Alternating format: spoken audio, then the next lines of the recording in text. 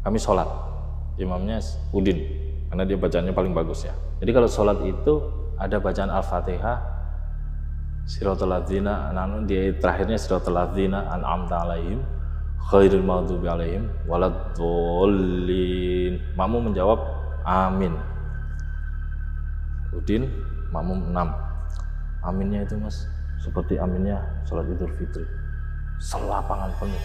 Amin. Kami langsung, yang tadinya agak berjarak itu langsung amin.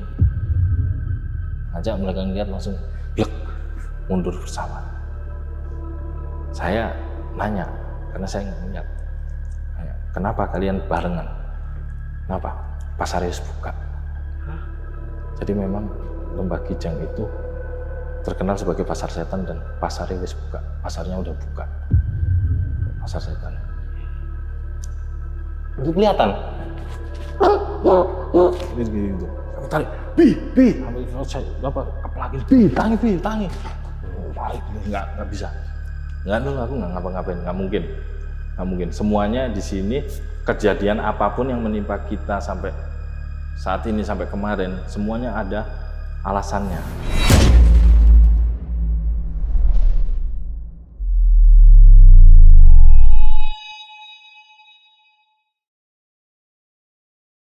Halo semuanya, kembali lagi di Lentera Malam bareng gue Jamal. Kali ini gue nggak bisa ngomong ataupun nggak bisa berkata apa-apa lagi. Karena kisah dari narasumber kali ini adalah kisah yang epik bahkan ekstrim. Yang dimana kejadian ini itu berkaitan dengan salah satu mitos yang ada di Arjuna tentang alas lali jiwo. Jadi gue nggak mau spill banyak-banyak dan kalian langsung dengerin aja cerita lengkapnya di Saksi Misteri by Lentera Malam.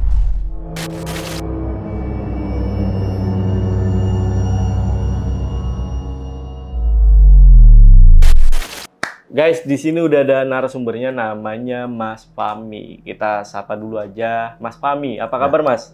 Alhamdulillah baik. Baik ya, Mas ya. Oke. Mas Fahmi, ini adalah salah satu cerita yang menurut aku nggak tahu ini ya, ekstrim mungkin ya. Dan kejadiannya itu di Gunung Arjuna, Ya, yang setahu saya itu ada urban legend namanya alas lali jiwo. Ya, benar Mas? Benar. Jadi di Arjuna ya, di sana itu ada satu tempat yang diyakini sebagai alas lali jiwo atau bahasa Indonesianya itu hutan lupa jiwa. Situ. Jadi lewat jalur pendakian Purwosari atau jalur Semar itu nanti ketemu alas lali jiwo. Itu versi pertama. Versi kedua adalah alas lali jiwo ini bukan nama tempat, tapi nama makhluk. Jadi makhluk alas, makhluk hutan, di mana dia itu akan berkeliling hutan sebagai penjaga hutan di Arjuna, dan dia akan menangkap orang-orang yang jiwanya nggak bersih atau pikirannya kotor atau punya niat jahat. Dia akan menangkap dan akan dimasukkan, ditelan di alas lali jiwo ini, di hutan lupa jiwa ini. Dan itu yang terjadi sama saya dan teman-teman. Berarti sempet itu? Iya. Merasakan itu? Merasakan itu. Berapa orang waktu itu? 7 orang. 7 orang? 7 orang. Terus ada gak salah satu dari kelompok Mas Fahmi yang kena lali jiwo itu atau lupa jiwa gitu? Ada. Kalau menghubungkan dengan lupa jiwa dan apa yang terjadi dengan salah satu teman saya, ada. Sampai dia jiwanya tertinggal. Dia sampai lupa lupa dengan jiwanya, sampai ya jiwanya tertinggal. Nanti kita akan sampai ke sana cerita ini. Oke. Makin penasaran nih gue nih sama urban legend dari Gunung Arjuna ya. Dan buat teman-teman yang penasaran juga, simak video sampai habis. Tapi sebelum itu seperti biasa, kalau kalian pengen jadi narasumber di Lentera Malam, kalian bisa langsung aja DM ke Instagramnya Lentera Malam. Ada di @lenteramalam.id atau linknya gue taruh di deskripsi, atau kalian juga bisa hubungi ke nomor yang ada di bawah ini. Ya udah, buat teman-teman nih yang penasaran sama cerita lengkap, yang gue jamin ini ekstrim banget, tonton video sampai habis, dan tanpa basa-basi lagi, Saksi Misteri, kita mulai.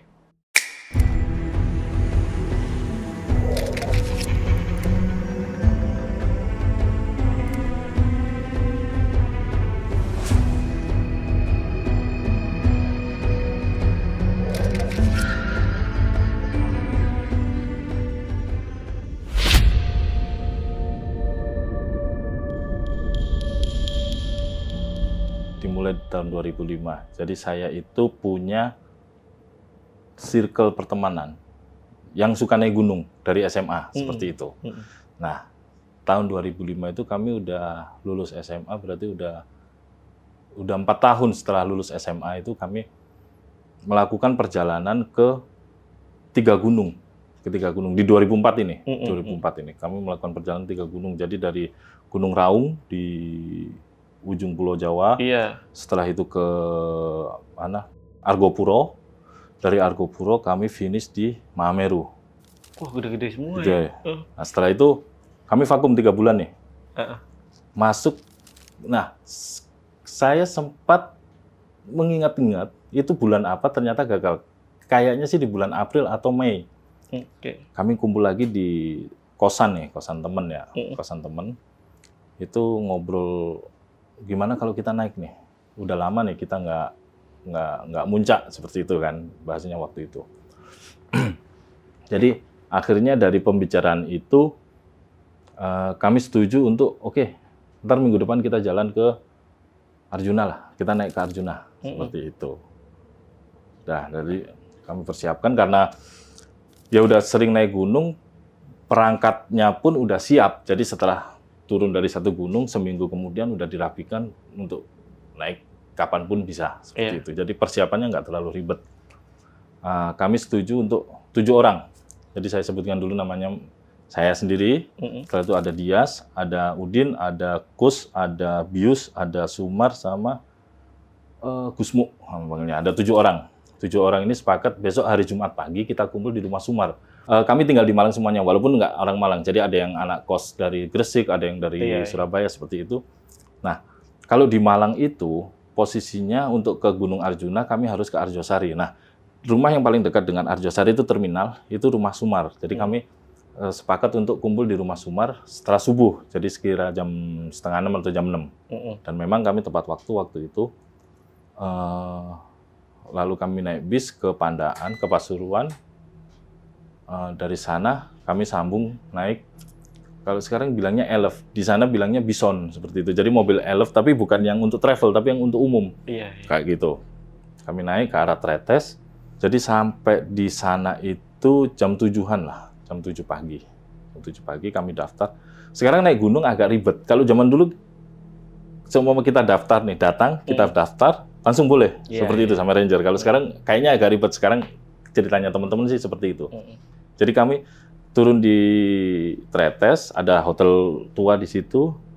Kami daftar, langsung naik. Nah, jalur yang kami tempuh untuk naik Gunung Arjuna itu ada beberapa jalur. Ada jalur Purwosari, ada jalur Pet Bocor, ada jalur Togok, ada jalur Eyang Semar. Nah, kami memilih yang paling ringan.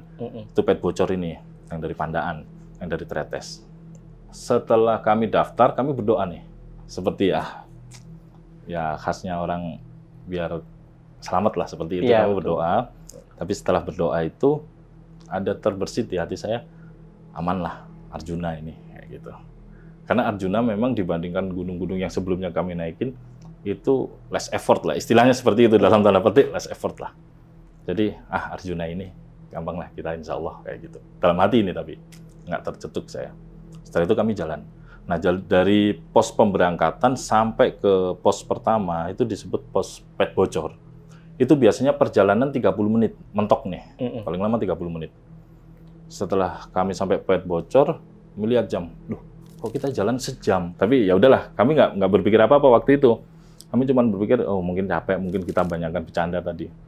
Nah, kondisi jalannya itu jalan yang makadam, tau nggak makadam ya? Batu-batu yang disusun-susun, yang diratain biar jalanan nggak licin tanah, kayak itu disusun-susun. Karena jalur itu adalah selain menuju Arjuna juga menuju ke Puncak Ulirang. Jadi selain untuk jalan pendakian juga untuk dilewatin jeep tambang belerang seperti itu. Jadi dibikin jalan makadam. Balik lagi ke Pet Bocor tadi. Setelah kami ngeh bahwa perjalanannya terlalu lama, kok lama, kok kita bisa sampai sejam di sini. Jadi itu udah kira-kira jam 8, jam 8:30, 9 lah kami sampai situ. Kami istirahat, merokok, dan isi air. Dan air pun udah habis, tumben-tumbenan, seperti itu. Jadi memang ternyata kami banyak minum, saking capeknya mungkin. Tapi karena banyak ngobrol, kami nggak ngehin waktu perjalanan. Oke, jalan. Setelah itu 8:30 kami mulai jalan ke pos 2. Pos 2 itu namanya Kop-Kopan. Kop-Kopan. Nah, dari pet bocor ke Kop-Kopan itu biasanya 2-3 jam. 2 jam lah ya. 2 jam mentok. Tuh. Jadi perkiraan kami sampai sana itu sebelum zuhur. Sebelum zuhur kami biasanya udah sampai sana. Seperti itu, 10:30 atau jam 11. Kami jalan. Di antara pet bocor ke Kop-Kopan itu ada tanjakan ekstrim. Itu namanya tanjakan asu, seperti itu. Jadi Mas Jamal bayangin aja untuk jarak 200-300 meter, tapi dimiringkan 45-60 derajat. Wah. Itu. Jadi orang kalau pendaki naik situ udah, maaf, asu seperti itu. Ya, karena itu ya. Namanya tanjakan asu seperti itu. Asu tinggi banget. Nah itu terjal banget. Di tengah-tengah tanjakan asu itu, satu teman saya minta istirahat. Ya, Udin minta istirahat nih. Kita istirahat dulu ya, nggak capek, nggak kuat saya, kayak gitu, tumben-tumbenan. Ya udah, kami istirahat, nyari tempat datar. Istirahat cuman naruh pantat itu, lurusin kaki, cuman seperti itu. Dia tertidur di situ. Dia tertidur selama 5 menit lah. 5 menit, setelah itu bangun. Yang tadinya dia kelihatan capek, langsung sehat. Oh, oke, ayo kita jalan lagi, gitu. Alhamdulillah semangat kami. Sampai ke Kop-Kopan itu yang tadinya harusnya jam 11, kami sampai sana itu sekira jam 1 lah. Jadi udah lewat zuhur. Di Kop-Kopan ya udah, sebelum istirahat kita sholat dulu aja deh. Biar ini sholat, ngopi. Nah, setelah sholat dan pada saat ngopi merokok itu, si Udin cerita. Bukan cerita sih, berterima kasih lebih tepatnya. Terima kasih ya. Kalau bahasanya sun ya, Rek, gitu, seperti itu. Terima kasih ya teman. Kamu udah ngikutin mauku. Kami waktu itu masih ngehnya adalah maunya dia tidur. Santai kayak apa aja kayak gitu kan. Tidur 5 menit, cuman begitu doang kayak gitu kan. Terus Udin, kalian udah ngikutin mauku untuk kita pulang seperti itu. Pulang balik ke Malang. Jadi setelah itu dia cerita, balik ke Malang gimana? Lah ya kan kita pulang. Pas habis istirahat, aku bangun, aku ngajak kalian pulang balik lagi ke Malang. Setelah itu kita istirahat 2 hari. 2 hari. Jadi dia dengan dalam POV-nya dia itu, kami udah berkegiatan seperti ya selayaknya sehari-harian gitu. Selama 2 hari, setelah itu kita berkumpul lagi di tempat Sumar lagi, kita berangkat dan sekarang kita sampai sini lagi. Makasih banget kalian dan nurutin saya untuk pulang. Seperti itu. Aneh ya? Iya, jadi dia itu merasa bahwa 5 menit yang kami tungguin dia, itu kami udah turun lagi, udah ke Malang lagi, udah seperti terus kembali lagi, naik lagi seperti itu. Ini. Jadi seperti itu. Kami saling pandang, yang lainnya. Udin kan suka bercanda nih. Suka bercanda dia. Abaikan aja. Kayak gitu. Nah, abaikan. Karena kami masih positive thinking bahwa dia ini kecapean atau suka bercanda, teman. Udah, yuk jalan lagi seperti itu.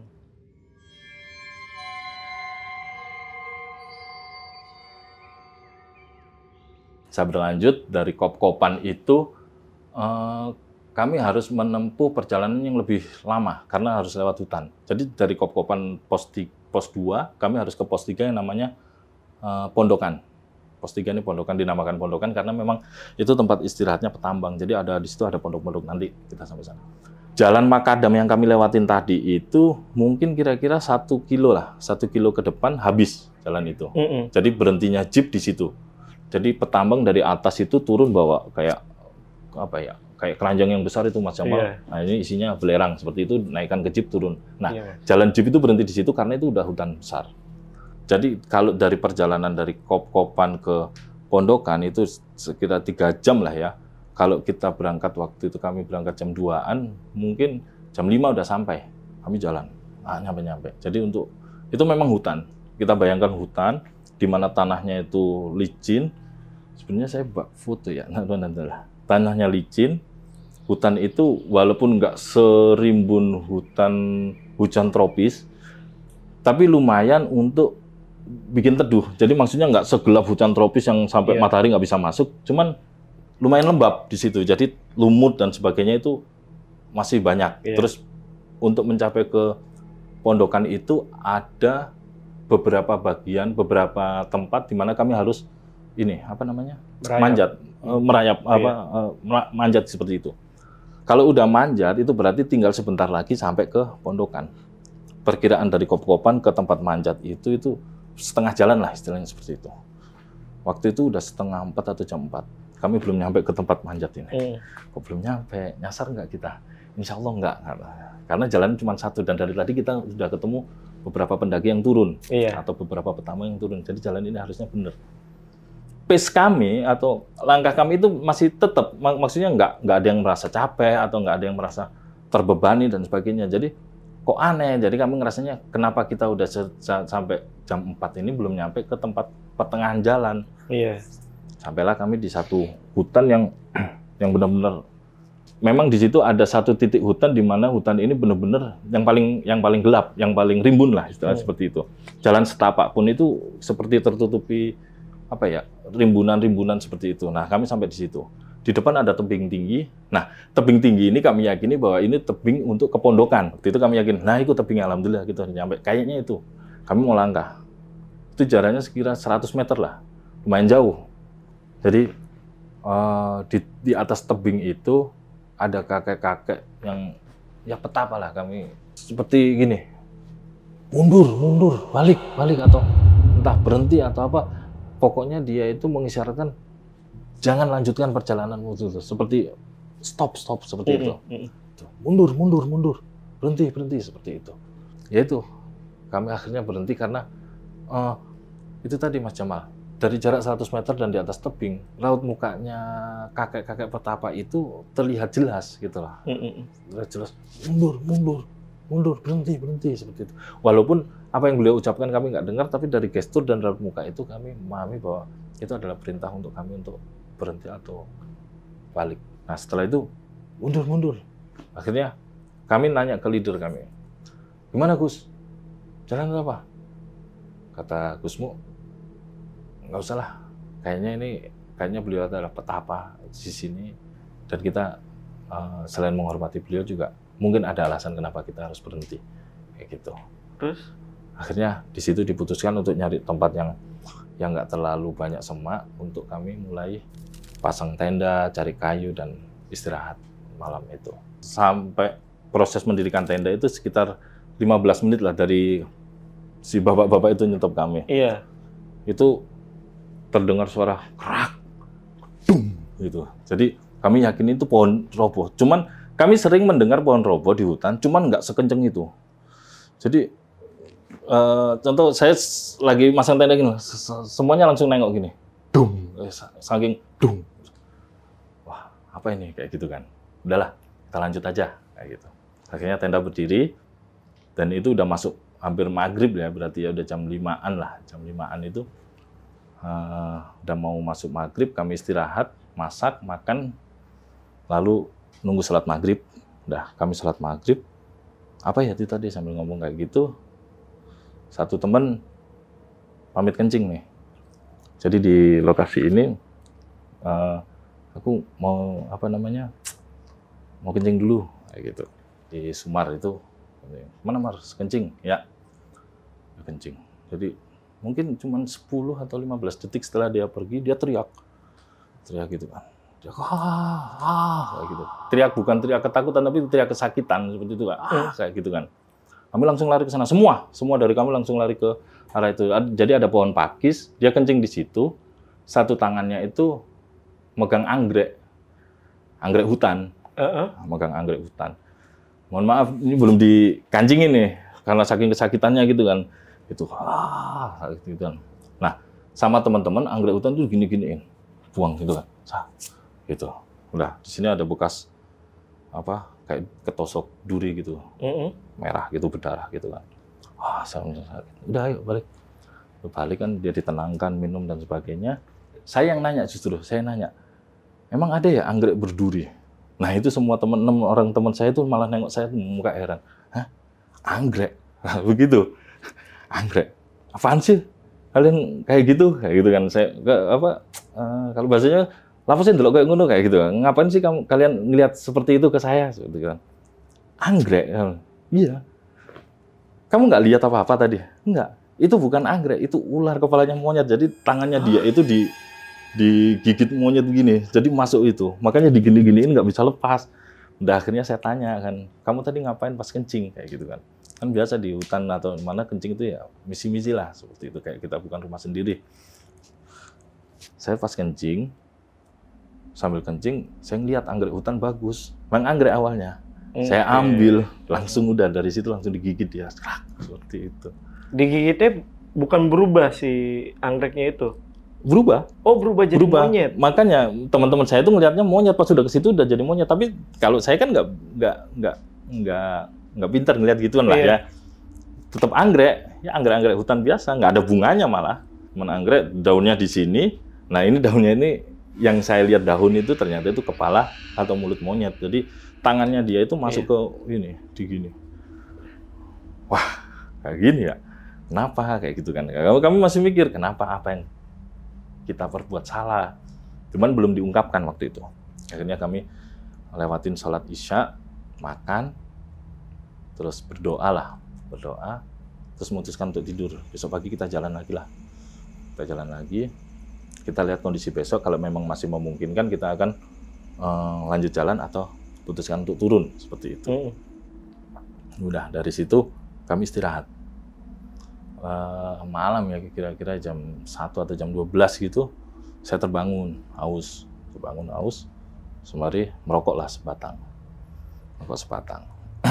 Nah, setelah kasus Sumar tadi kena anggrek, keluarlah satu teman lagi dari dari tenda. Dia mau kencing juga. Dia mau kencing, saya tanya, mau kemana? Mau kencing. Hati-hati, jangan aneh-aneh. Udah misi-misi lah di situ. Seperti itu kan saya bilangnya. Itu dia mau kencing. Cuman dia melangkah 5 langkah setelah keluar dari tenda, dia langsung megang lehernya sendiri. Kayak gitu itu. Jadi dia mau teriak tapi nggak keluar gitu kan. Kenapa? Kayak ngatain kalau dia sesek gitu kan. Bangun. Ini nyesek nih, ambil oksigen. Karena kami memang bukan pendaki profesional, cuman sering mendaki, jadi peralatan-peralatan itu mempersiapkan lah. Iya. Kayak kami bawa oksigen waktu itu. Lengkap. Iya lengkap. Kasih oksigen masih tetap aja. Sampai hampir biru gitu kan. Hampir biru. Karena nggak yakin sih itu biru, karena gelap kan ya. Cuman memang kami panik, bawa dulu ke dalam gitu. Karena ada yang ngomong mungkin dia keracunan debu belerang seperti itu. Oh iya. Bawa ke tenda, memang benar waktu dia masuk tenda, memang kepalanya aja masuk tenda itu seperti itu, langsung dia bernafas. Udah dari situ dia taruh tenda nih. Akhirnya dibahas, mungkin nggak keracunan debu belerang. Sayang di luar dari awal aja nggak keracunan apa-apa seperti itu. Jadi kan saya udah di luar nih, ngerokok tadi kan, nggak kena apa-apa, saya nggak kenapa-kenapa. Dia nih, akhirnya kami coba bereksperimen. Coba kita keluar satu-satu, siapa yang kena racun belerang nih, gas belerang.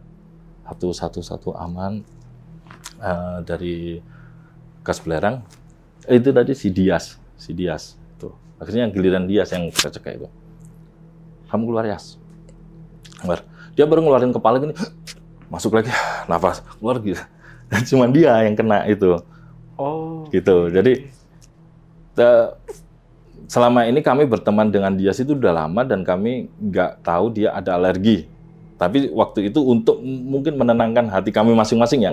Mungkin Dias alergi udara malam di gunung ini seperti itu. Jadi cuma untuk menghibur diri aja. Oke, kita tidur. Kamu masih mau kencing, Yas? Enggak, saya tahan aja sampai besok pagi seperti itu. Mudah-mudahan besok pagi memang ini udah baik-baik aja.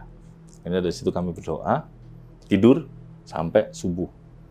Subuh, ya alhamdulillah dia bisa keluar, bisa berkegiatan, sholat, ngopi. Setelah itu kami memutuskan memang nggak makan di situ karena untuk ngejar ke pondokan, ke pos 3, merapikan tenda, jalan dari start jalan sampai 15 menit perjalanan itu kami kan harus muterin yang tadi ada tebing tinggi itu kan.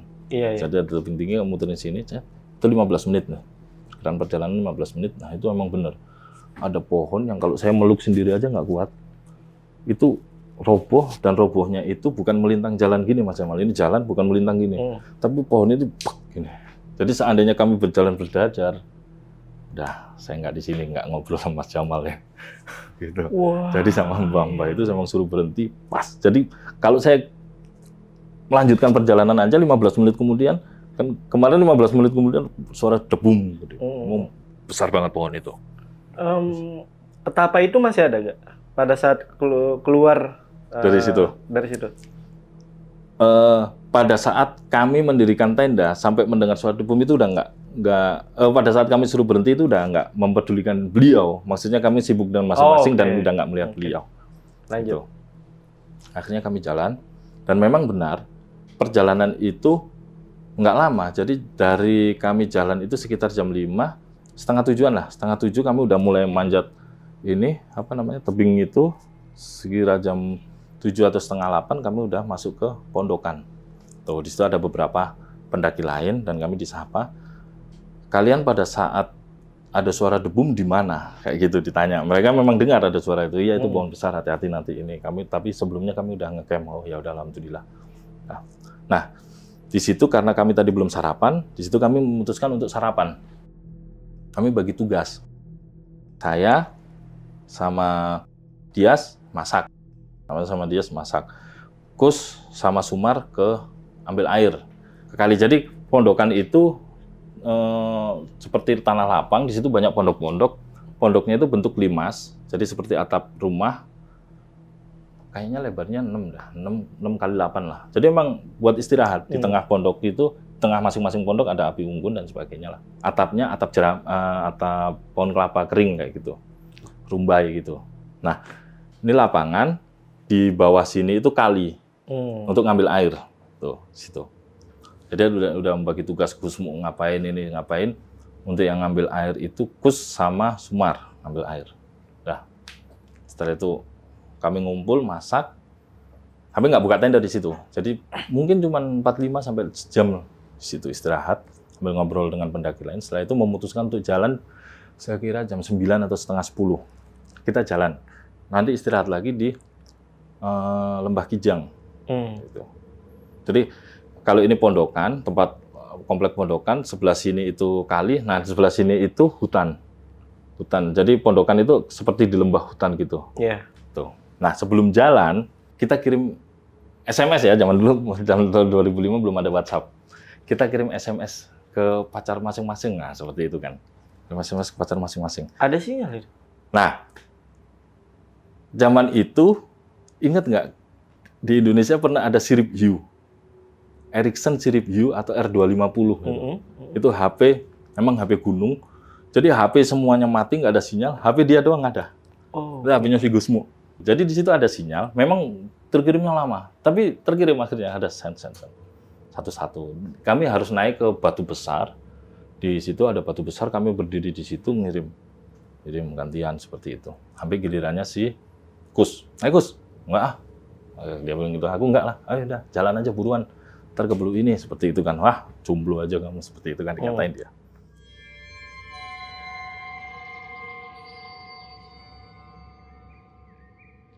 Singkat cerita, kami mulai jalan. Saya di depan, berurutan ya. Saya di depan, setelah itu Dias, setelah itu Gusmu, Sumar, Bius, setelah itu Kus. Satu lagi. Ya, pokoknya Kus terakhir. Kus di tengah, setelah itu ada satu terakhir itu. Sepertinya Sumar itu terakhir itu. Kami jalan nih. Kami jalan, agak nanjak sedikit, setelah itu masuk hutan. Hutan ini nggak serimbun hutan sebelumnya, cuman tetap rimbun seperti itu. Kebanyakan pohonnya pohon-pohon yang mudah meranggas kayak jati, pohon-pohon itulah mudah meranggas. Nah, kami masuk. Perkiraan sampai ke kita udah sehat, kita udah seperti ini. Saya ngomong gitu kan. Perkiraan kita sampai ke Lembah Kijang kira-kira mungkin ya 1,5 jam, 2 jam lah. Gitu. Jam 9 sebelum zuhur kita udah sampai Lembah Kijang. Kami jalan. Masih sehat nih, masih sehat sampai satu titik si Bius ngomong kayaknya ini pohon yang tadi dah, seperti itu. Jalan, jadi gini Mas Jamal, di hutan itu jalan setapaknya cuma satu. Kalau kita keluar dari jalan setapak itu, kita akan merasa bahwa kita keluar. Oh. Itu maksud saya, ngerti ya, paham ya? Iya. Jadi cukup jelas lah, jalan setapak itu cukup jelas waktu itu. Jadi kalau kita keluar dari jalan setapak itu, pasti kita, wah kita udah melenceng nih, kita udah melenceng. Karena cukup jelas dan itu pagi dan terang. Itu. Sampai satu titik si Bius ngomong, ini kayaknya pohon yang tadi nih. Kayak gitu. Enggak mungkin. Kami jalan lagi. Sampai jam 11, kami belum keluar dari hutan itu. Jam 11 belum keluar nih, gimana nih? Ya jalan aja terus. Lurus nih, jalannya lurus. Ya walaupun berkelok-kelok, cuman nggak ada yang putar balik lah. Seperti itu. Sampai si Bius ngehin lagi pohon yang tadi. Ini pohon yang tadi nih, seperti itu. Posisi jam 11. Akhirnya Gusmo, leader itu, ngambil keputusan, kita pasang tanda medan, seperti itu. Jadi kami memang selalu sedia tanda medan, ada kayak gantungan kunci atau lonceng kecil seperti itu. Iya. Kami pasang. Keluarin semuanya, kita pasang tanda medan. Buat memudahkan memahami, biar nggak agak ribet. Karena tanda medan ini banyak, kami sebar banyak. Sepanjang jalan kami sebar, setiap 10 meter kami sebar. Tapi biar gampang memahami, kita anggap aja 5. Iya. 5 tanda medan, semuanya sama. Padahal beda-beda ini. Beda-beda. 5 tanda medan warna merah, jingga, kuning, hijau, biru, seperti itu kan. Urutannya seperti itu. Merah kita pasang. Setelah itu jingga kami pasang. Kuning kami pasang, biru kami pasang, hijau kami pasang. Kami jalan terus sambil masang gitu. Nah, setiap warna, setiap jenis itu cuma ada satu warna. Lonceng cuma ada satu merah kayak gitu. Kami jalan. Di depan kok ada lonceng merah. Padahal ini yang pasang pertama. Wah, nggak beres ini, saya begitu kan. Nggak beres ini. Kita jalan lagi. Bener, urutannya sama lagi. Jalan lagi. Ketemu lagi lonceng merah dengan urutan yang sama. Gitu terus. Ini nggak enak nih. Iya. Seperti itu. Sampai 3 kali nemu lonceng merah, berhenti kami. Kami memutuskan berhenti. Itu udah posisi jam 1, Mas. Jam 1 atau setengah 2 siang itu. Udah lewat dulu. Itu. Wah, nggak beres ini. Seperti itu kan. Ya udah, kita putuskan, kita balik. Itu di lonceng merah, berarti lonceng pertama nih. Kita balik. Lonceng yang warna lainnya di depan kan. Udah kita balik, putar balik. Jalan. Ketemu lagi lonceng hijau, lonceng kuning, lonceng ini. Kan kita nggak masang di sini, kita masangnya di depan sana. Ini. Jalan lagi seperti itu, ketemu lonceng merah dengan urutan seperti kita masang awal itu. Ketemu lagi. Masya Allah. Ya. Yang ada yang istighfar, ada yang misu, udahlah. Seperti itu. Sampai posisi lewat asar itu. Lewat asar. Kami kecapean, istirahat sebentar.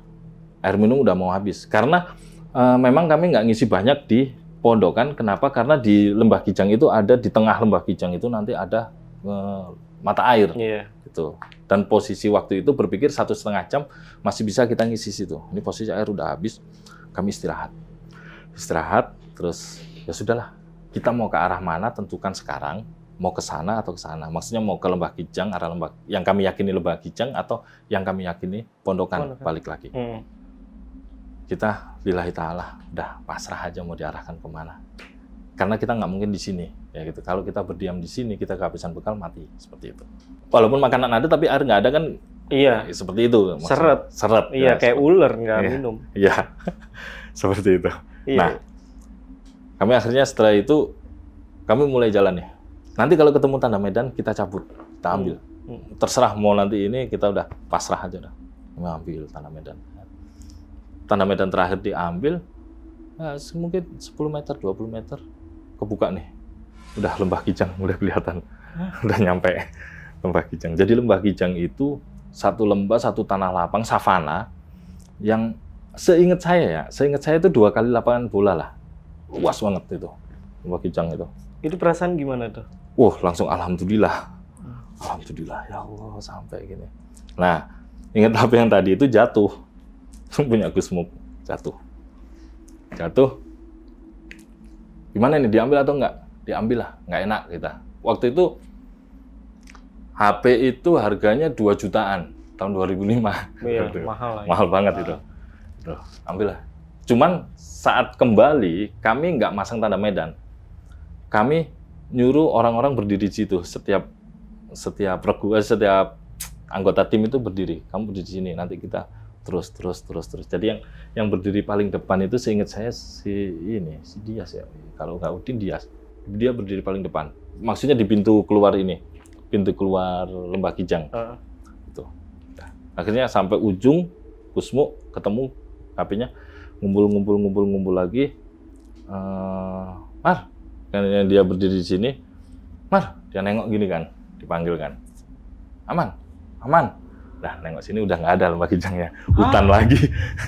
Kan kamu suruh nungguin. Gitu. Kan kamu suruh nungguin. Astagfirullahaladzim, ya Allah, apalagi ini kayak gitu kan. Cuma nengok gini tuh. Nengok karena dipanggil dia. Itu akhirnya dari situ kami yakin kami ini udah terjebak di alas lali jiwo seperti itu. Dia cuma nengok gini. Wah, gila. Gokil. Udah, dari situ kami ngulangin lagi, ya udah kita bismillah lagi. Kami jalan terus, itu sampai menjelang maghrib. Kami akhirnya keluar, bener-bener keluar udah. Apapun yang kalian jatuhkan tadi, biarin. Daripada kita ini. Jadi udah nggak ada yang hilang, yang nggak ada. Udah kami turun. Jadi posisinya itu mungkin 10 meter di atas lah hutan itu. Setelah itu turun ke lembah. Bener lembah. Turun, kami ke tengah lembah. Dari situ kami istirahat, udah ngisi air minum. Wah, udah kayak memang persediaan air minumnya untuk kijang, untuk hewan-hewan itu. Babi hutan, kijang, dan sebagainya itu minum di situ. Di tengah lapangan itu. Nah, pada saat itu udah masuk maghrib. Kami udah melewatkan asar sama zuhur. Udahlah dikodok aja. Nah, di situ saya ingat pesan guru saya. Kalau kamu di satu tempat asing, di hutan, di pantai, atau dimanapun, terus kamu mau sholat, azan. Setelah itu qomat. Siapa tahu makhluk-makhluk di situ yang ingin ikut sholat ada temennya. Karena menurut keyakinan guru saya, makhluk-makhluk selain manusia itu levelnya di bawah. Yang bisa mimpin hanya manusia. Jadi kalau dia nggak pernah sholat jamaah nih kalau nggak sama manusia, seperti itu. Seperti itu. Jadi kami qomat. Wih, merinding loh tadi pernyataannya loh. Asli. Qomat, terus azan, kami sholat. Imamnya Udin, karena dia bacaannya paling bagus ya. Jadi kalau sholat itu ada bacaan Al-Fatihah, Siratal ladzina, di terakhirnya Siratal ladzina an'amta alaihim, khairil maghdubi alaihim, waladdallin. Makmum menjawab, amin. Udin, makmum 6. Aminnya itu mas, seperti aminnya sholat Idul Fitri. Selapangan penuh.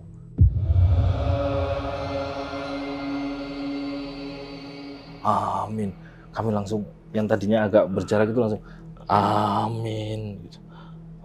Oh gini. Sampai jeda dari pembacaan Al-Fatihah ke surat selanjutnya itu agak lama, Pak. Jadi dia juga mendengar waladdallin amin. Hal itu yang tadinya bacaannya Anas bagus, akhirnya dicepatkan agar sholat ini cepat selesai. Kami setelah sujud rakaat pertama, kami berdiri. Rakaat kedua, berulang lagi. Waladdallin, amin. Gitu. Jadi memang benar-benar bergemuruh seperti di lapangan. Amin. Ya, itu jadi kami benar-benar khusyuk waktu itu. Mungkin, ya itu khusyuk, benar-benar khusyuk. Jadi ada rasa takut, ada rasa gentar gitu loh. Ada segitu banyak suara, tapi kami nggak tahu siapa mereka. Seperti itu. Kami nggak mengenal sama sekali. Nah, akhirnya kami selesaikan rakaat ketiga dan salam. Gitu. Setelah itu selesai sholat, kami zikir, istirahat, ngobrol lah di situ. Kenapa ini? Kayak evaluasi perjalanan dari awal, dari tadi ke pet bocor kenapa begitu lama, terus ada kasus Udin minta pulang apa itu, dia udah pulang 2 hari terus kita balik lagi, setelah itu diganggu di hutan dan sebagainya. Apa ini yang terjadi? Akhirnya saya ngaku di situ. Saya ngaku, mungkin, dan ini saya minta maaf. Pada saat kita berangkat dan berdoa tadi, briefing awal, di hati saya itu terbetik, Arjuna ini seperti itu. Ada kesombongan, Arjuna ini gampang. Karena memang Arjuna itu di bawah Semeru ketinggiannya. Arjuna ini. Dan untuk jarak tempuh lebih pendek dari Argopuro, jauh lebih pendek dari Argopuro kan. Setelah saya ngomong gitu, ternyata semua itu berpikir hal yang sama. Ah, Arjuna, loh, iya Ndul. Kan saya dipanggilnya Gundul gitu. Iya Ndul, podo Ndul, sama Ndul. Aku juga begitu, iya sama-sama. Oh, ini berarti memang ini ada kesombongan di situ. Dari situ kami minta maaf, kami istighfar, kami minta maaf. Siapapun kalian, siapapun yang memang dipercaya untuk menjadi penjaga hutan ini, kami minta maaf atas kesombongan kami, seperti itu kan. Dan setelah itu perasaan kami lega. Maksudnya lega itu bukan karena kami terbebas dari itu, cuman kami lega, kami udah menghilangkan kesombongan kami, seperti itu kan. Nah yuk kita beberes, gitu kan. Pada saat beberes itu, kami bawa tas, ambil tas. Pada saat ambil tas itu, mereka ngeliat ke depan. Sebenarnya ngaca, ada yang ke depan, ada yang ke sana kayak gitu, karena posisi tasnya ada di tengah gini kan. Ngaca, mereka ngeliat langsung blek, mundur bersama. Gitu. Saya nanya, karena saya nggak ngeliat, kenapa kalian barengan? Bener-bener barengan Mas. Jadi pada saat begini, gitu, ya seperti itu. Kenapa? Pasarnya buka. Jadi memang Lembah Kijang itu terkenal sebagai pasar setan dan pasarnya wis buka, pasarnya udah buka, pasar setan. Otomatis saya nengok kanan, kiri, depan, belakang seperti ini. Saya nggak, mereka semuanya udah rapat lagi barisannya seperti tadi waktu sholat itu rapat lagi. Gitu. Semuanya itu menceritakan hal yang sama. Ini ya sama pakai pasar. Pasar apaan? Ya itu yang pasar setan ya bilang. Diem kamu kayak gitu kan. Kita ada di mana? Kita ada sebelah kanan kita ini los kios bedak, kalau di sana ngomongnya bedak, lapak lah, lapak pedagang. Terus gimana ini? Kita nggak bisa jalan, nggak bisa loh, jalannya nggak kelihatan. Jadi memang benar-benar ketutupan lapak-lapak itu, ratusan. Saya nggak bisa ngeliat, tapi saya denger gini. Jadi kayak riuh gitu, riuh suara orang di pasar gitu loh Mas Jamal, seperti itu. Cuman bahasanya saya nggak paham, kayaknya nggak tahu lah bahasanya apa, cuman yang saya dengar cuman nggak sampai berisik, nggak sampai bising, cuman ya riuh pasar lah seperti itu, sewajarnya pasar. Terus gimana kita jalan? Saya bilang kayak gitu kan. Gimana jalan? Orang jalanannya aja ketutupan ini kayak gitu kan, mereka ketakutan gitu kan. Ketutupan apa? Bedak, ketutupan lapak kayak gitu. Karena saya nggak bisa ngelihat lapak, saya bisa ngelihat jalan dong kayak gitu. Enggak, jalannya kelihatan. Terserah kita mau lurus, maju atau balik lagi ke hutan. Karena tadi ada kejadian hutan dan sekarang melihat seperti itu, mereka takut nanti malah muter-muter di hutan. Kita maju aja. Jadi yang bisa ngelihat jalan cuma saya. Jadi saya di depan, yang tadinya Gusmuk leader itu, saya di depannya. Sikus itu ngasih gini, karena di situ katanya barang-barangnya itu bagus-bagus.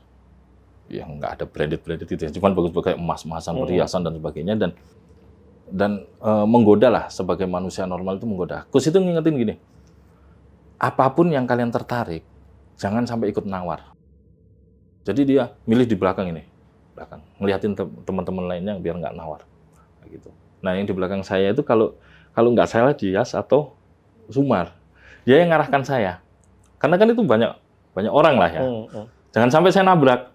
Jadi jalan cuma satu, nanti ini berhenti dulu. Agak geser kanan, saya geser ke jalan gini, nanti maju dikit, masuk jalan lagi kayak gitu. Karena di sini ada orang. Gila, gokil.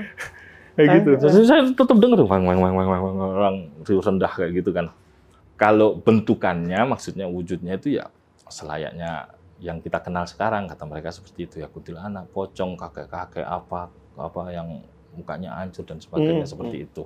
Itu agak lama untuk menyeberangi lapangan Lembah Kijang itu yang segede lapangan bola itu. Lama karena bukan karena jalan kami yang lambat capean, tapi karena itu tadi menghindari nabrak-nabrak itu kan. Harus ke kiri dulu, berhenti dulu, ada anak lari kayak gitu. Nah, saya nggak, karena saya dasarnya bukan nggak takut, nggak bisa ngelihat. Akhirnya nggak ngelihat hal-hal aneh seperti itu. Saya nggak takut, cuman suara ini lama-lama mengganggu. Masih kedengeran? Masih. Karena ini masih pasar, masih jauh ini kita. Saya nanya ke teman-teman kan, kayaknya sih depan udah selesai, pasarnya udah batas pasar, udah. Akhirnya kami keluar. Pasarnya di mana? Pas di belakang kita. Karena kenapa saya tanya gitu kan, saya mikir udah jauh pasarnya itu. Suaranya hilang. Jadi kayak ada batas gini Mas Jamal. Saat kita melangkah keluar dari situ, suara langsung hilang. Kita langsung nggak itu. Kayak gitu. Pas belakang ini, ya udah. Kita jalan ya, jalan. Nah, dari situ kami jalan sampai ke setelah Lembah Kijang itu pada zaman itu ada 2 kubangan yang sama seperti di tengah Lembah Kijang. Jadi kubangan itu mata air. Kami ngomongnya mata air kembar, nggak tahu teman-teman pendaki yang lain mengistilahkan itu apa. Akhirnya kami istirahat situ, capek. Itu posisi udah lewat, udah jam 9-an lah, jam 9, jam 10 mungkin. Itu kami istirahat, buka tenda, tidur. Biasanya memang nggak ada yang ngecamp di situ. Ngecamp biasanya di puncak Semu atau di atas lah, lebih ke atas. Nggak ada yang ngecamp di situ. Dan alhamdulillah semalaman nggak ada kejadian apa-apa. Sampai besok pagi salat subuh kami saling, alhamdulillah semalam ini nggak ada apa-apa. Mungkin yang pertama kita udah minta maaf. Atau yang kedua, mereka masih sibuk di pasar, kayak gitu. Jadi nggak ada yang sempat gangguin kita lah. Iya. Nah, saya sempat nanya waktu di itu, yang waktu itu gigit si Udin, ada nggak kayak gitu? Maksudnya monyet, ular monyet itu, ada nggak di makhluk-makhluk? Nggak ada semuanya, cuman yang ya hantu-hantu, bukan hantu ya, makhluk-makhluk. Ngomongnya bukan hantu, karena kami masih menjaga itu kan, etika dan menjaga rasa takut kami. Cuman ya pocong, kuntilanak, terus kakek-kakek yang muka hancur gitu. Kalau yang model-model seperti itu nggak ada. Oh ya udah. Nah, akhirnya setelah sholat subuh kami ke sarapan, kami jalan ke puncak Ogalagul, kan puncak Arjuna itu. Puncak Arjuna mungkin jam 9 atau jam 10 atau jam 11 lah kami nyampe sana. Foto-foto sebentar, sholat zuhur di atas. Setelah itu kami turun. Pada saat turun, si Kus itu minta saya sweeper. Sweeper berarti belakang nih, dia posisi belakang. Saya lupa urutan yang depan, pokoknya yang saya ingat itu Kus. Karena nanti ada kejadian dengan Kus, seperti itu. Kami turun. Nggak capek, enggak. Maksudnya ya capek, cuman nggak sampai semenderita waktu kami berangkat, gitu. Kami turun, sekitar jam 1 lah itu. Sampai jam 3-an mungkin ya, sampai Lembah Kijang nih. Sampai Lembah Kijang, gimana, Rek? Ya, Rek, aman. Aman, kosong, gitu. Maksudnya, ya kayak lapangan biasa, yang tadinya lapak-lapak udah nggak ada, kayak gitu. Jam 3 apa nih, Mas? Sore. Sore. Sore udah, ini, jam 3. Kita sholat di sini atau di Pondokan? Pondokan aja. Insya Allah keburu, kayak gitu. Nyebrang Lembah Kijang. Sampai Pondokan jam 4. Jadi, kan Kus di belakang nih, sweeper. Nah, jadi pas sudah sampai di, istilahnya perbatasan hutan sama Pondokan, si Kus itu udah berdiri. Kayaknya dia memang nungguin kami ya. Jadi yang nambut kami itu Kus, langsung misu dia. Jancuk matamu. Bukannya gak ngenteni golek banyu mbok ombe, aku mbok tinggal sewengian turu ndek kene dhewean gitu. Jadi dia udah caci maki anjing dan sebagainya. Kamu nyuruh saya nyari air, tapi aku malah kamu tinggal, yang kamu ajak jalan malah Sumar. Tadi kan dia nyarinya sama si Sumar nih. Aku kamu tinggal. Akhirnya semalaman saya tidur di sini sendirian. Dia tidur di Pondokan sendirian. Kebanyakan.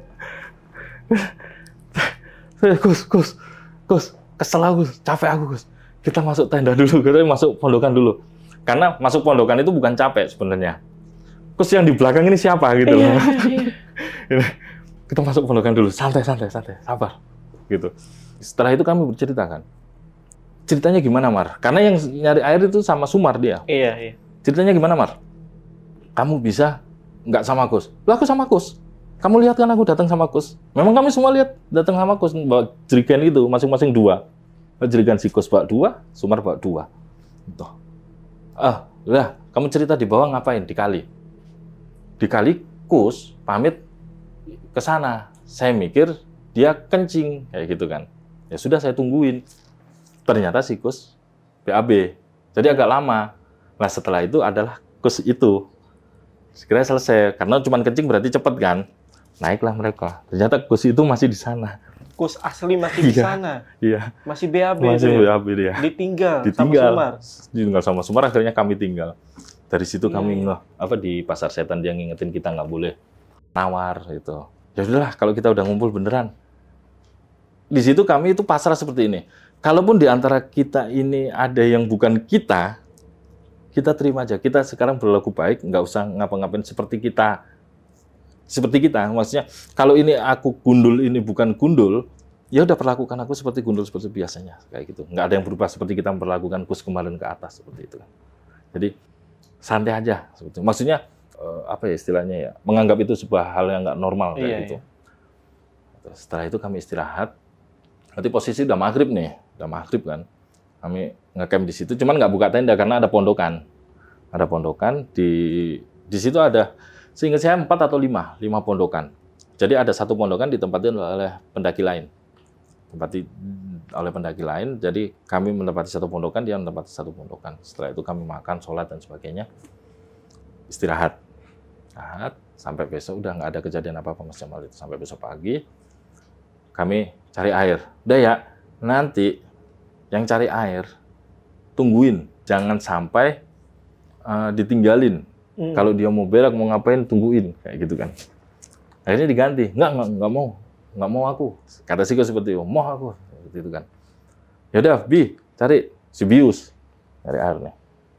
Cari air sama Mukhtar kalau nggak salah sih. Sama Gusmu itu. Turun. Agak lama mereka. Naik itu agak lama. Kok lama? Ya itu. Mojok. Lagi berak juga kali si Bius. Ketawa-tawa aja dia. Kayak gitu kan. Ya udahlah, seandainya pun dia itu bukan Bius, bukan teman kami, ya udah anggap aja seperti itu kayak gitu kan. Tahu-tahu aja dia. Udah. Setelah itu udah kami masak dan sebagainya, bebenah. Kira-kira itu jam 9 mungkin ya, jam 9 karena udah santai ya, istilahnya tugas untuk ke puncak gunung itu udah selesai. Kami agak santai nih turunnya. Agak santai. Ya udahlah, ntar jam 9 lah, jam 9 setengah 10 kita turun. Jam 9 pagi kita jalan pulang. Nah, dari situ kami berbenah. Masih di dalam pondok nih, Mas. Masih di dalam pondok. Udah berbenah rapi, oke, jalan. Udah mau keluar, rombongan, maksudnya kan pondok itu walaupun 6 meter, cuman kami kan nggak mungkin keluar barengan. Jadi satu-satu nih. Satu atau dua orang itu keluar. Seingat saya Udin, itu mau melangkah keluar, dia mundur. Jadi yang udah kan pondok ini kan cuma setinggi segini nih. Kami harus nunduk gini karena bawa carrier juga kan. Bawa carrier nunduk gini. Jadi ini itu berhenti, mundur dia, nabrak kan, roboh gitu. Lah apa sih Nas? Ngapain sih Nas? Ngapain sih Din? Kayak gitu kan. Kalian nggak lihat. Jadi di depan itu, nah kata si Udin, yang kamu tanyakan di pasar semalam itu munculnya di sini. Jadi makhluk ular kepala monyet sama teman-temannya itu muncul di depan pondokan kami. Jadi pondokan kami itu kayak dijaga kayak apa ya? Kayak mau ditawur, kayak ada tawuran gitu loh. Banyak, ada yang di atas pondokan depan, ada yang di atas pohon gitu, atas batu. Jadi ada yang monyet, ada yang pokoknya kalau kami bilang waktu itu makhluk siluman lah kayak gitu. Yang bentuknya udah hewan-hewan tapi nggak biasa kita lihat kayak gitu lah. Karena saya nggak bisa lihat ya. Terus ganggu kamu? Enggak sih, mereka cuma berdiri gitu kan nungguin. Coba kita keluar, permisi lah. Karena kita udah yakin bahwa kami itu udah minta maaf kayak gitu kan. Kami udah yakin nggak ada yang berbuat salah seperti itu. Coba kita keluar pelan-pelan, saya ngomong kayak gitu. Kita keluar pelan. Karena saya nggak bisa ngelihat, jadi saya santai. Kita keluar pelan-pelan, permisi, dia kasih jalan nggak? Bener. Kami permisi itu kasih jalan. Dia buka gini, saya buka. Jadi memang kayak ya ada yang duduk, ada yang berdiri itu, tapi jalan itu dibuka sebatas mungkin 10 meter di sana, kami ngumpul, kami jalan, tapi di belakang si Bius nggak bisa keluar. Ini Mas Fahmi juga ngelihat makhluk? Enggak, saya nggak bisa ngelihat. Oke. Makanya saya nanya ke Udin itu, mereka ngasih jalan nggak? Gitu. Ternyata katanya itu terbuka, ini jalan terbuka, kita lewat sini kayak gitu. Iya. Tuh. Kalau dari Mas Fahmi mah ya biasa aja. Biasa gitu. Aja, lapangan doang. Jalanan gitu doang, nggak ada apa-apa. Terus suara-suara juga nggak ada karena mereka diem kayak gitu kan, saya nggak gitu. Pas kami udah ngumpul, ternyata si Bis di dalam, masih di dalam. Bi, dia mukanya udah pucat gitu kan. Yang lainnya nengok juga kan, ngeliat ke situ. Kenapa? Aduh, gawat kayak gitu kan, kata teman-teman. Mereka sikapnya udah beda. Tahu kalau kucing lagi berantem Mas Jamal, yang gini ekornya naik, bulunya ini mukanya diseremin kayak gitu. Nah, makhluk itu katanya tingkah lakunya itu seperti kucing kerah gitu loh, kucing lagi berantem gitu. Itu jadi pokoknya bermusuhan lah sama bius gitu kan. Marah Ke bius. Tuh, kenapa? Nggak tahu. Aduh, gimana ini? Nah, karena udah nggak mungkin ya nggak menemukan jalan lain. Satu-satunya nggak bisa ngelihat saya. Terus akhirnya diputuskan, Dul, kondek gini, kamu di sini, temenin bius. Kayak gitu, temenin bius. Kami turun, kami cari bantuan. Gitu. Yo, ya. Tapi nanti pada saat kalau ada yang kuat, setelah kalian istirahat, kira-kira kuat naik lagi, tolong naik, bawain bekal dulu sambil nunggu bantuan atau sambil kalian jalan sama bantuan kayak gitu kan. Karena bekal kami kan udah habis macam karena itu. Jadi mereka turun. Itu posisi udah jam 10 pagi nih. Jadi pas setelah teman-teman saya turun, saya masuk lagi ke pondok, saya tanya ke tetangga.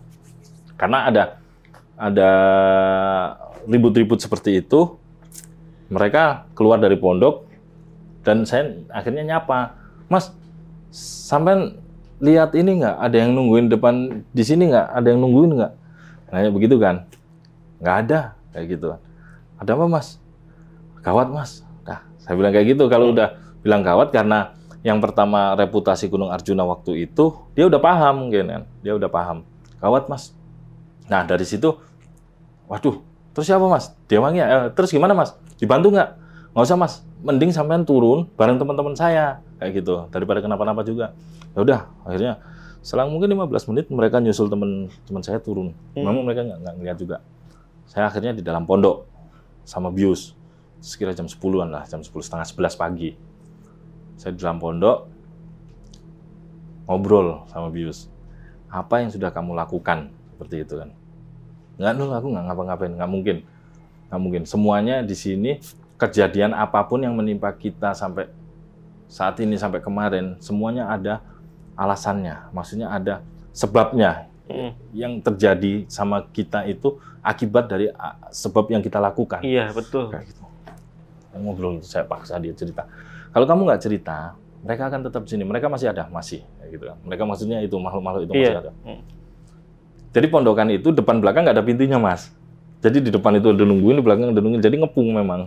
Cuman mereka nggak tahu, dan saya nggak pernah mencari tahu, kenapa mereka nggak memaksa masuk. Gitu. Seperti itu. Dan singkat cerita, saya nanya sama si bius, apa yang sudah kamu lakukan? Jadi gini dulu, pas saya nyari air, maaf nih agak itu, saya nyari air, saya mojok, memang saya gila, saya meracap gitu. Jadi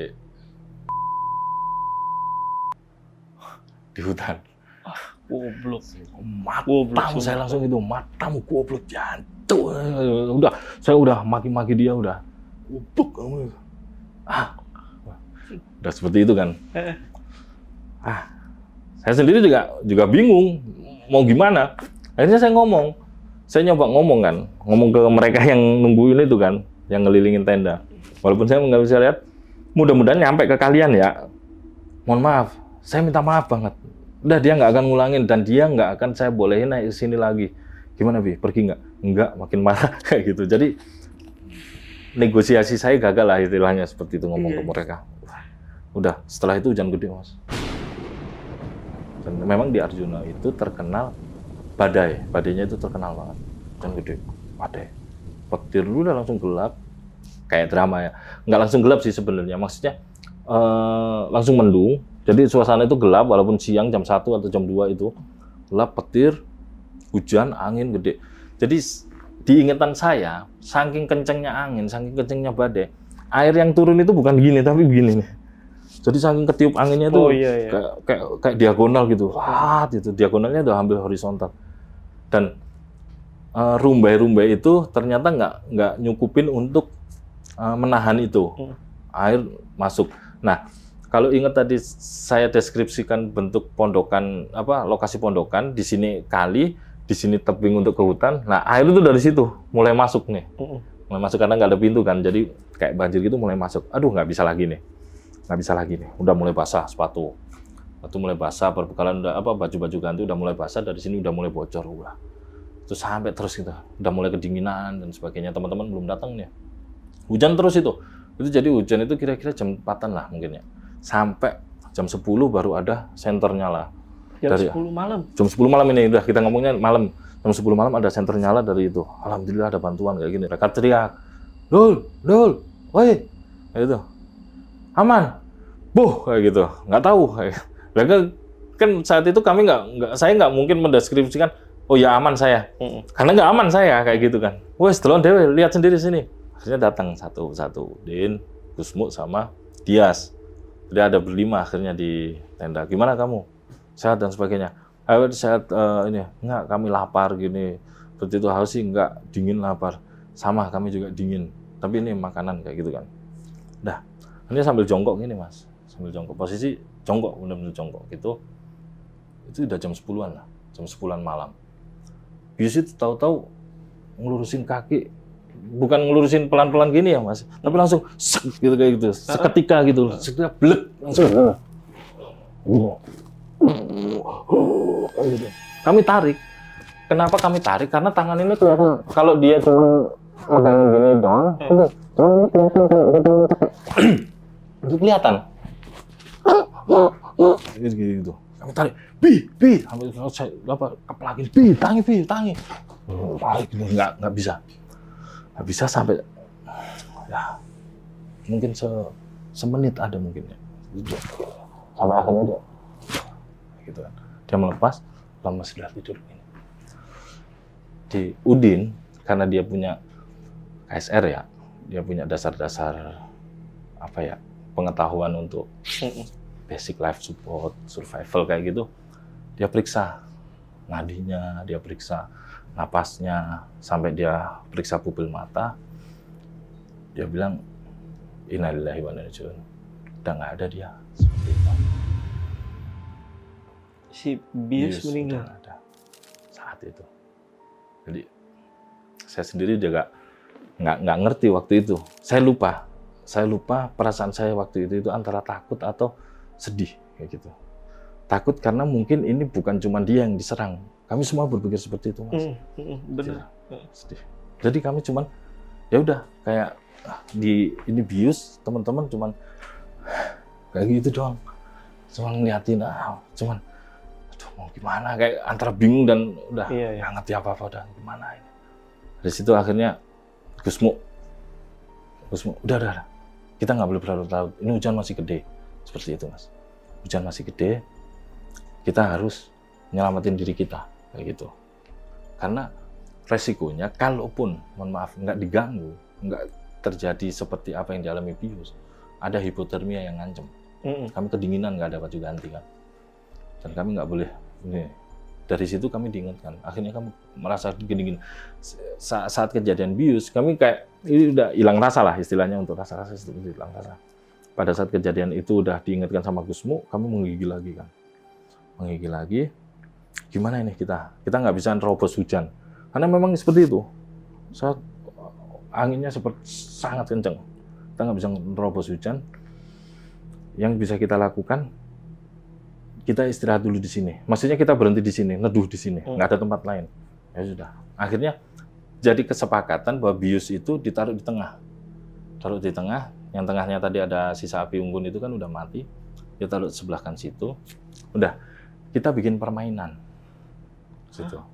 Jadi kalau orang terancam hipotermia, orang kedinginan di gunung dengan kondisi ekstrim dingin, dia nggak boleh diem, Mas Jamal. Iya. Dia harus bergerak, ya kan. Nah akhirnya kami bikin permainan ya, 4 orang yang masih hidup nih. Di depan mayat. Di depan mayat. Maksudnya bikin permainannya adalah sebenarnya bahasa saya salah, bukan bikin permainan. Kita bikin kegiatan. Iya. Di mana kita harus tetap bergerak.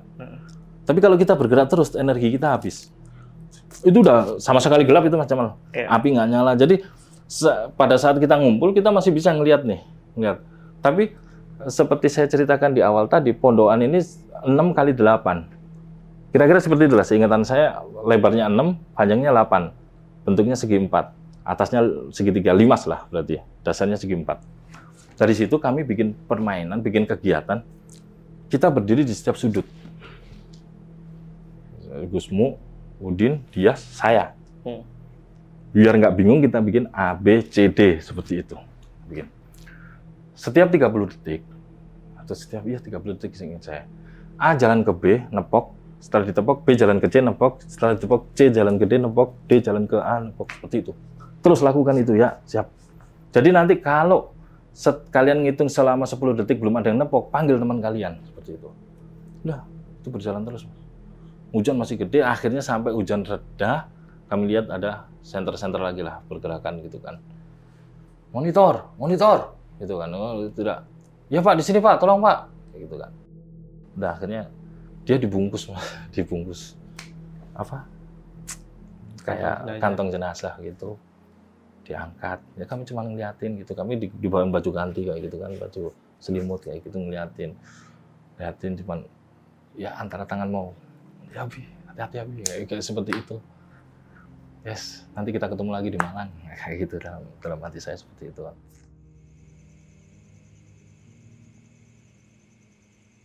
Posisi ini jam 2 dini hari, kami udah dievakuasi karena rombongannya sekarang semakin gede dan bawa bius seperti itu, lambat.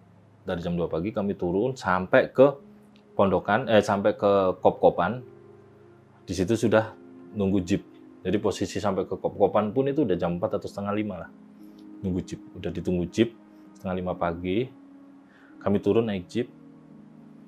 Sampai bawah itu udah ya setengah 6 lah mungkin. Karena licin jalanan, jadi jeep itu menurun nggak bisa kenceng. Jadi lumayan lama turun itu, sejaman lah. Posisi setengah 6 kami sampai di base camp awal. Udah banyak orang di situ. Dan di situ selain menyambut kami, yang pertama datang memang jeepnya kami, jeep evakuasi yang kami berempat udah disambut. Gimana mas gitu. Kejadian apa? Bukan gimana kondisinya? Nih, ini pakai ini dulu gitu. Minum teh, minum jahe kayak gitu kan. Sambut. Setelah itu datang jeep kedua, ini semuanya membantu untuk evakuasi, ditaruh di dalam base camp, dalam pos itu. Si almarhum bius ini. Almarhum bius itu taruh situ. Setelah itu kami ditampung di rumah warga. Udah ketemu sama teman-teman Mas? Udah, saat itu teman-teman yang 3 lagi udah yang 3 lagi, yang 2 lagi udah ada kayak gitu kan. Tuh, jadi kami gabung yang ngajak itu mereka. Kita ke rumah si Pak ini, lupa saya namanya Pak. Ke rumah kami kemarin istirahat di situ. Ayo kita sana. Udah. Di situ kami udah istirahat. Memang dibatasin sama si bapak-bapak pemilik rumah ini kayak gitu kan. Jadi nggak terlalu penuh sesak gitu kan. Memang mereka nunggu di luar kayak gitu. Kami ngeteh, ngopi, terus makan, kasih makan. Cuman yang kami pegang cuma teh, kopi sama rokok waktu itu karena kan kondisi seperti itu udah nggak selera makan ya Mas ya. Gitu setelah itu udah pemilik rumah sama kami tuanya situ, maksudnya tetuanya situ nanya gimana sih tadi kejadiannya. Ya saya ceritakan karena saya memang yang langsung bersentuhan sama bius nih. Yang ini saya ceritakan detail semuanya, saya ceritakan ke beliau apa yang dilakukan. Tanggapannya itu bukan wah masa iya ada cerita kayak gitu, nggak. Tanggapannya cuma oh iya gitu. Oh iya, di belakang itu saya dengar oh itu kayak yang kemarin, ini kayak yang waktu itu, ini kayak yang gitu. Jadi itu seperti hal yang biasa Mas Jamal. Jadi jika urban legend-nya di gunung itu, legenda yang ada di Gunung Arjuna itu sepertinya kesucian gunung ini harus dijaga. Itu kenapa banyak pertapa. Mungkin banyak pertapa yang bertapa di situ karena gunung ini dalam tanda petik masih suci. Karena legenda terjadinya Gunung Bromo pun ada gunung pertapa seperti itu. Jadi ada pertapa, akhirnya jadi gunung seperti itu. Jadi dia harus dijaga kesuciannya. Pada saat gunung ini disakiti atau kesuciannya dikotori, dinodai, dia marahnya seperti ini. Jadi apapun seandainya kata kami tua tadi, iya Mas, memang seperti itu. Oh gitu. Seandainya pun teman sampai hidup sampai turun, dia juga nggak akan jadi orang yang waras kayak gitu. Jadi udah ini. Cuman waktu itu saya nggak nanyain emang ada yang terjadi kayak gini, nggak nanyain karena kondisi hati emosi saat itu udah nggak kayak ini. Nggih Pak, saya cuma gitu. Nggih Pak. Ya alhamdulillah sampai iki udah berhasil turun seperti itu. Iya Pak, seperti itu. Jadi memang. Nah dari situ kami istirahat. Kami istirahat sekitar sejam atau sejam setengah sampai bius selesai dibersihin, kami pulang. Kami diantar pulang. Nah itu diantar pulang. Kami pamitkan ke rumah bius. Kami minta maaf dan sebagainya. Setelah itu kami pulang masing-masing lah. Sampai 7 harinya bius. Tuh, jadi tahlil lah ya. Karena waktu 3 hari itu kami memang nggak datang. Yang pertama capek secara fisik, yang kedua capek secara emosi seperti itu kan. Ini hari ke-7, gimana kita tahlil? Tahlil, kayak gitu kan. Tahlil.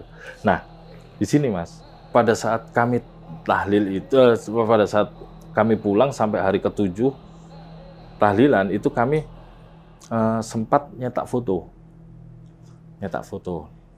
dan memang fotonya Kus dari base camp sampai ke pondokan ada. Setelah dari pondokan ke puncak itu nggak ada fotonya, jadi dia nggak ada. Dia ikut foto pada ya, saat itu. Jadi memang nggak ada. Jadi memang yang ikut kami ke puncak bukan Kus. Nah, itu. Jadi kami menyimpulkan itu bukan Kus. Terus setelah itu kami di tempat bius tahlilan ada ini satu teman kayaknya Sumar itu. Sumar bawa buku komik waktu itu. Buku komik. Ini persis seperti apa yang terjadi sama kita. Kayak gitu. Yang mana? Jadi komik itu Kindaichi tapi nggak tahu volume berapa, tapi di situ ada kisah di mana mereka itu jalan yang tadi permainan itu. Jadi saya jelaskan, ada yang janggal nggak Mas Jamal? A nempok B, B nempok C, C nempok D, D nempok A. Ada yang janggal nggak? Atau lumrah aja? Saya waktu itu langsung langsung. Sekarang aja kalau nginget itu gini. Jadi gini, contoh saya di A, saya nempok B, saya berarti berdiri di tempat B. B nempok C, B berdiri di tempat C, C nempok D, C berdiri di tempat D, D nempok A. Siapa di sini? Tapi itu terus terjadi permainan itu. Si D itu masih berhasil nempok A. Gitu. Kan berarti ada salah satu yang ada satu spot siapa. Kosong. Itu ketepok gitu? Ketepok. Gitu. Bukannya 3? 4 dong. Kan 4, 3 naik kan. 3 dari bawah, 3 naik. Saya di atas kan. Sama bius. Jadi 4, yang hidup 4, bius meninggal. Gitu. Jadi ada titik kosong di situ yang tetap keisi. Oh iya. Ya, kan? Harusnya kosong kan itu. Mungkin nanti kasih ilustrasi ya. Harusnya tuh kosong ya. Boleh tuh ilustrasi ya, editor ya. Dari bagian atas aja. Harusnya itu benar kosong. Harusnya seperti itu. Tapi terus aja gitu. Terus.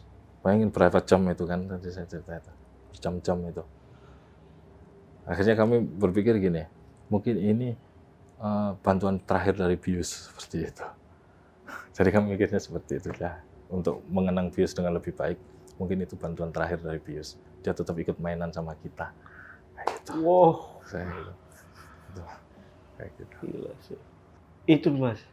Kejadian yang Mas Fahmi alami. 2005 Arjuna. Oke. Gue nggak tahu mau ngomong apa lagi Mas, ini campur aduk juga. Ngeri, takut, konyol mungkin juga ada ya. Terus kok bisa sih pertanyaan-pertanyaan terpikirkan gitu. Tapi ketika pulang ke rumah orang tuanya, jasad almarhum ini, orang tuanya sempat nanya. Sempat. Apa? Ya. Dan dari teman-teman menjelaskannya seperti apa? Sama seperti, cuman mereka sangat terpukul ya. Yang pertama, dia memang bukan anak satu-satunya, cuman dia anak laki satu-satunya seperti itu. Jadi dia terpukul, apa yang terjadi dia nanyain. Cuman saya bangganya dengan orang tua beliau berdua itu, mereka nggak menghakimi kami seperti itu. Kami siap untuk dimaki-maki, siap waktu itu. Iya. Cuman mereka sepertinya ya udah si bius ini udah dewasa, laki-laki, dia harus bertanggung jawab apa yang dia lakukan, seperti itu. Jadi ya, kami pamit pun, kami waktu tahlil pun disambut dengan baik, seperti itu. Pamit pun juga disambut dengan baik, dan seperti itu. Ikut nguburin nggak? Ikut, nguburin ikut. Jadi sempat waktu pulang itu disemayamkan, besoknya baru dimakamkan. Seperti itu, disemayamkan semalam di rumah, biasanya baru dimakamkan. Gitu. Ada sesuatu yang aneh? Nggak ada. Nggak ada. Mungkin ada, cuman kami mengabaikan mungkin ya, mungkin ada karena dari Sumar itu dia itu seperti gini, suwun yorek gitu. Makasih ya teman-teman gitu. Jadi Sumar sama siapa ya? Lupa saya. Ada 2 orang itu suwun yorek gitu. Cuman kami mengabaikan waktu itu. Jadi ada yang di sini, makasih ya kawan, kayak gitu. Udah, tapi dari Sumar sama itu. Dengar seperti itu, cuman kami abaikan. Udah, kayak gitu. Dan ini ternyata nggak disangka-sangka ya, bius gitu ya. Padahal yang dari awal, wah ini plot twist banget sih. Dari awal kena masalah atau ya kena konflik itu si Udin ya. Udin. Terus Kus ya. Juga ada. Sumar itu. Bius ini ternyata yang ini. Dan si bius ini ternyata nggak disangka-sangka melakukan hal itu ya. Itu ya di situ. Padahal itu udah posisinya turun ya kalian semua ya. Udah harusnya udah mau pulang. Iya, udah harusnya harus lancar. Nah, tadi ada yang Mas Fahmi ini mau sampaikan soal betapa sosok kakek-kakek tuh yang di awal. Itu kenapa tuh, Mas? Jadi setelah tahlilan 7 hari, besoknya itu ada kabar. Ada kabar. Karena kan memang zaman seperti itu walaupun nggak secanggih sekarang, istilahnya komunitas pendaki itu beritanya itu lumayan rame seperti itu. Jadi berita saya itu lumayan rame waktu itu. Cuman ya udah nggak, mungkin sekarang udah ke-skip ya. Iya. Tapi waktu itu berita rame, setelah 7 hari berita ramenya adalah berita dari Arjuna lagi. Ada petapa yang meninggal di gunung. Akhirnya kami ke sana. Kami berenam ke sana. Dan beliau adalah yang memperingatkan kami. Kami ke sana diterima kami Towo yang menerima kami. Jadi kami ke rumah yang tadinya bapak-bapak warga setempat yang menerima kami. Iya. Kami ke situ disambut oleh beliau, terus ditanyain, kalian kenal ini nggak? Langsung seperti itu. Padahal kami ke situ mau nanya, Pak bener nggak ada yang meninggal lagi seperti itu. Tapi langsung ditanya, kalian kenal bapak ini nggak? Langsung kami lemas. Itu adalah beliau yang ngingetin kami untuk berhenti. Wah, anjir. Nah kalau beliau udah sepuh ya Pak, sakit atau apa seperti itu kan. Cuman beliau ceritanya, hukum alam itu kalau ada yang ngusik, dia akan kena akibatnya. Jadi Bapak ini nolong kami, itu adalah melawan hukum dari hutan ini. Gitu. Jadi tadinya kami sombong itu mau ditibak pohon, ditolong sama Bapak ini. Diganti oleh dia. Gitu. Wah gila sih Mas, gila sih. Gitu. Terus perasaan, langsung nangis saya. Kami langsung nangis. Karena nangis bukan karena kami nggak kenal sama Bapak itu, nggak.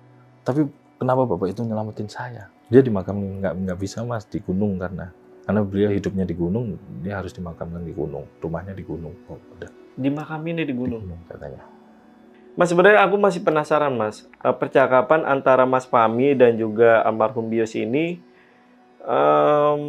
apakah ada percakapan lain yang diceritakan sama almarhum ketika di dalam tenda itu, ketika dia ketahuan? Seingat saya enggak. Jadi pada saat itu yang saya ingat cuma saya marah besar sama dia. Saya sempat nanya juga, kan saking marahnya dan kenapa kejadiannya sampai kita dikepung segitu banyak itu, saya nanya, kamu mandi? Ya gitu. Setelah itu kamu mandi? Enggak, dia jawab seperti itu. Goblok. Nah dari situ saya, kamu udah ngotorin terus kamu nggak bersuci seperti itu. Kamu tuh goblok. Udah dari situ saya makin gede marahnya. Iya, gitu. Iya itu karena aku pun masih penasaran Mas. kok bisa-bisanya di posisi itu, apalagi dari kalian mulai berangkat sampai pulang itu masih dalam masalah. Bisa-bisanya sempet nanya itu ya, Iya, udah sempet mandi nanya. apa belum ya? Tapi dia bilang nggak mandi. Sebelumnya nggak nonton. Ini tahun 2005 nih. Iya, iya. Handphone yang saat itu paling canggih itu 6.600 dan nggak ada pendaki yang bawa 6.600 saat itu, ya kan? HP-nya 3310, nontonnya bagaimana? Iya. Nggak nonton di rumah maksudnya VCD gitu. Oh iya.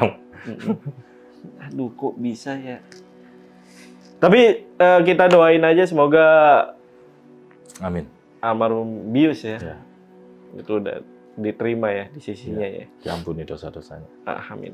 Yaudah, mungkin untuk cerita dari Mas Fahmi sampai situ aja guys. Dan kalau kalian pengen nanya-nanya tentang cerita yang tadi diceritain Mas Fahmi, kalian bisa tulis di kolom komentar ya. Sebelum kita tutup, Mas Fahmi mungkin ada yang mau disampaikan ke teman-teman yang lagi nonton mengenai cerita dari Mas Fahmi. Ya, kalau dari saya, dari pengalaman cerita ini,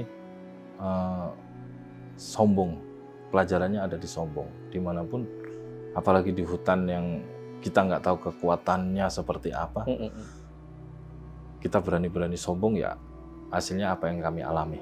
Jadi, tetap rendah hati lah, seperti itu. Ya, itu tadi ya. Dan jangan melakukan hal tidak senonoh dimanapun kalian berada ya, karena ada tempatnya masing-masing guys, yaitu toilet ya khususnya. Ya udah, gue Jamal dari Lentar Malam dan Mas Fahmi izin pamit, bye.